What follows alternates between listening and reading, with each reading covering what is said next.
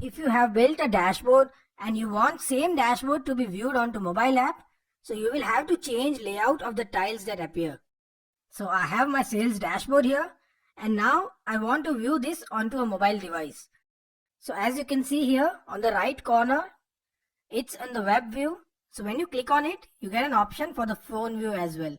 So once you click on the phone view, so now it will give me a view of tiles same as it would appear onto mobile screen.